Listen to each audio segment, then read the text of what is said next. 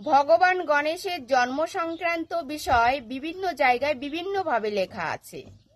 এগুলির মধ্যে সবচাইতে বেশি প্রচারিত সেটা হচ্ছে শিব পুরাণে।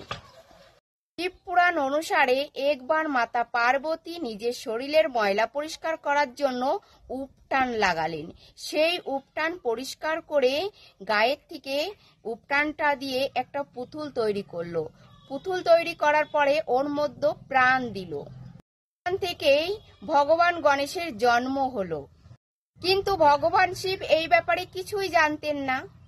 যখন মাতা পার্বতী স্নান করতে যাচ্ছিলেন তখন পুত্র গণেশকে বলছিলেন যে আমি স্নান করতে যাচ্ছি, এর মধ্যে প্রবেশ কাউকে করতে দেবে না আমার অনুরোধ ছাড়া।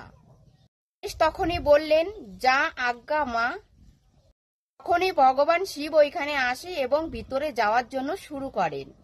তখন ভগবান গণেশ ওনাকে আটকে দিলেন এবং বললেন, ক্ষমা করবেন প্রভু, আপনি এখন ভিতরে যেতে পারবেন না, কারণ মাতাজি ওইখানে স্নান করছেন। উনি বলেছেন উনার অনুমতি ছাড়া ভিতরে কাউকে প্রবেশ করতে না দিই। বললেন, বালক তুমি কে? আমি গৌরী পুত্র গণেশ। ভগবান শিব গণেশকে অনেক বোঝালেন ভিতরে যাওয়ার জন্য, কিন্তু গণেশ কিছুতেই রাজি হলেন না। শিব নন্দীকে বললেন, ওকে বোঝান, নয়তো বলপূর্বককে এখান থেকে সরিয়ে দাও। গণেশের সঙ্গে নন্দী পারলেন না, হেরে গেলেন।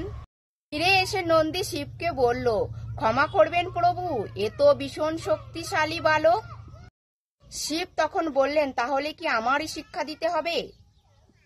শিব তখন প্রচন্ড রেগে গিয়ে নিজের ত্রিশূলটা দিয়ে গণেশের মাথাটা কেটে ফেলল। মাতা পার্বতী ভিতর থেকে বাইরে এসে পুত্রের এই অবস্থা দেখে বিলাপ শুরু করলেন।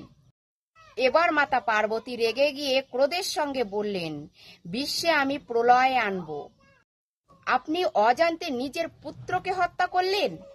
পার্বতী বললেন, আমি কিছুই জানি না, যেভাবেই হোক আমার গণেশ পুত্রকে ফিরিয়ে দিতে হবে।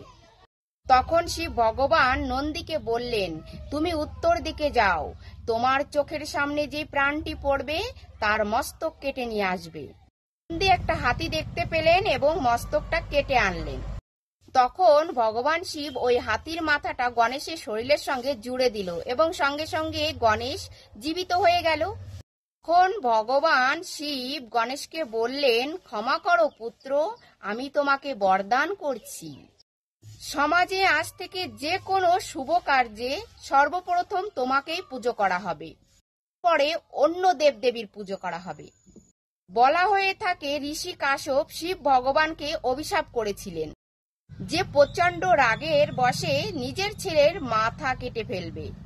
এই অভিশাপের পরিণামবশত মাথায় প্রচন্ড রাগ হলো আর পুত্র গণেশের মাথা কেটে ফেললেন।